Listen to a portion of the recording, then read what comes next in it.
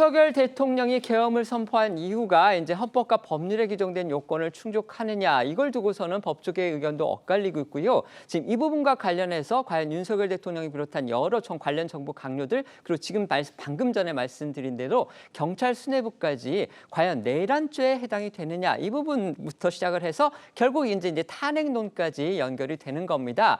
지금 노희범 전 헌법재판소 헌법연구관이 전화 연결이 돼 있는데요.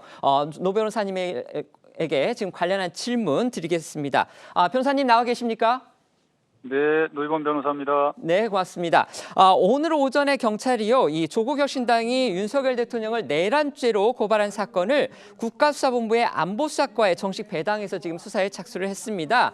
그리고 내란죄 부분과 관련해서 방금 전에 저희가 방송을 드렸지만 국회 행정안전위에서 야당 의원들이 이상민 행안부 장관 그리고 당시에 경찰 병력을 동원했던 경찰청장과 서울경찰청장이 다 내란죄에 해당한다. 지금 이렇게 공세를 폈거든요. 어떻게 생각하십니까, 변호사님?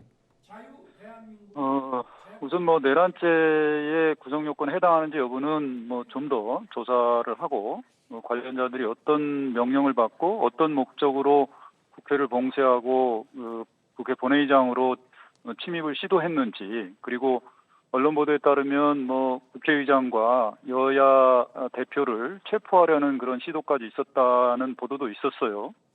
그런 목적이, 그런 사실이 있었는지, 그리고 실제 그런 목적이 무엇인지, 이런 것들을 전반적으로 다 조사를 한 다음에 최종적으로 내란죄에 해당되는지 여부가 판가름이 나야 되지 않겠나라는 그런 생각은 듭니다. 네, 헌재에서 헌법연구관을 하셨기 때문에요. 저희가 이제 다음에 윤 대통령의 탄핵 문제에 대해서 지금 다룰 예정입니다. 그래서 미리 한번 질문을 좀 드려보겠습니다. 그 윤 대통령의 탄핵 소추안, 지금 야당이 발의한 그 탄핵 소추안을 보면요, 윤 대통령이 위헌이자 위법한 비상계엄을 선포해서 국민의 기본권을 침해했다. 지금 이걸 핵심 탄핵 사유로 들고 있습니다. 변호사님 보시기에 지금 야당이 지적한 이런 대목이 탄핵 요건에 해당하신다고 보십니까? 예, 저는 이게 여야의 문제나 정치적인 이견에 따라서 달라질 문제는 아니라고 봅니다. 그래서 탄핵 사유에 해당하는 점은 분명하고요.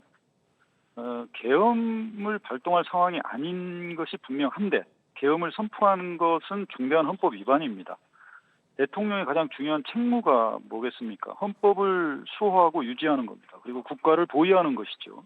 그리고 국민의 생명과 신체, 국민들의 권리를 보장하는 것이 대통령의 가장 중요한 헌법적 책무입니다. 그런데 대통령이 헌법에 위반해서 계엄을 선포했고 헌정 질서를 일시적으로 중단하려고 한 겁니다.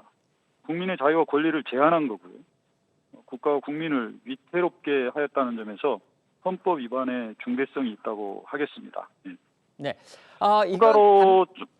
네, 말씀해 주십시오. 더 말씀드리고 싶은 거는 대통령이 말한 계엄 선포의 요건, 즉 야당의 탄핵 소추 결의가 많다거나 예산 삭감 등과 같은 사유는 군대를 동원해서 계엄을 선포할 수 있는 비상 상황이 아니다. 이건 굳이 전문가가 아니더라도 우리 국민 모두가 다 알고 있는 사실 아니겠습니까? 네. 종북 세력이나 반국가 세력의 척결이라는 이유도 좀 납득하기 어렵습니다. 네. 정치적인 반대 세력이 있을 수는 있지만 실제 그 반국가 세력이나 종북 세력, 체제 전복 세력이 있다고 보기도 어렵고요. 네. 설령 그런 세력이 있다면 현행 법률에 따라서 처벌하면 되지 군대를 동원해서 비상계엄을 선포할 상황은 아니고 대통령이 야당에 경고를 하기 위해서 계엄을 선포했다는 그런 보도도 있지 않았습니까? 네. 정말 그것이 계엄 선포의 원인이라면 정말 충격적인 일입니다, 저는. 네. 대통령실에서는요, 네. 관련해서 지금 항변성 그런 방어 논리도 내놓고 있습니다. 가령 대표적인 게 이런 겁니다. 지금 국정의 정상화를 위한 조치였다. 이렇게 또 주장을 하고 있고요. 그다음에 이번 계엄 선포의 절차 부분과 관련해서 법률이나 헌법 위반은 없었다. 또 이렇게 주장을 합니다. 그러면서 대표적으로 국회의 운영이나 국회에 돌아가는 정상적인 작동을 방해하지 않았다. 대표적으로 국회의원들의 국회 출입을 통제하지 않았고 그다음에 본회의장에 들어가지도 않았다. 지금 이런 식으로 반박을 하고 있거든요. 이게 대통령실의 방어 논리로서 일리가 있다고 보십니까?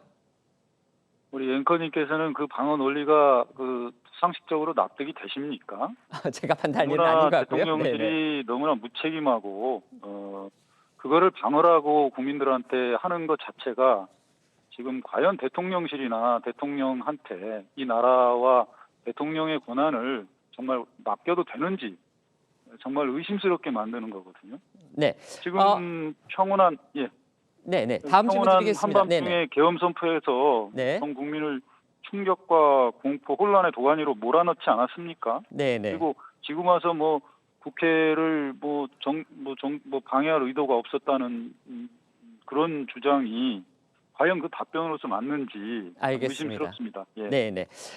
그다음에 이제 구체적으로 헌법재판소의 현재 상황과 관련해서 질문을 드리겠는데요. 뭐 다 아시다시피 지금 헌법재판관이 원래 정원이 9명인데 6명밖에 없습니다. 지금 이런 상황에서 만에 하나 대통령 탄핵안이 국회에서 가결이 돼서 헌재로 넘어갈 경우에 그 6인 헌재 재판관 체제에서 탄핵 부분을 심리하고 또 결정하는 거 이게 가능한지 현실적으로 가능한지 또 법적으로 타당한 건지 이를 두고서 법조계 의견이 좀 갈리고 있는 상황인 것 같습니다. 변호사님 생각은 어떠십니까? 6인 체제에서 대통령 탄핵 결정은 바람직하지는 않습니다만 법에 위배된다고 보기는 어렵습니다.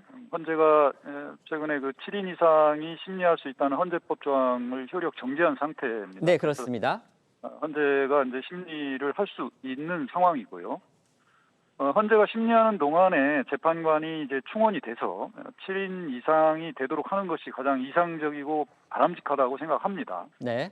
그런데 만약 그 대통령의 탄핵 심판의 변론이 종결될 때까지 재판관 충원이 안 된다면 불가피하게 6인 체제에서 결정할 수밖에는 없지 않나. 그게 헌법재판소의 현실이지 않나 이런 생각이 들고요.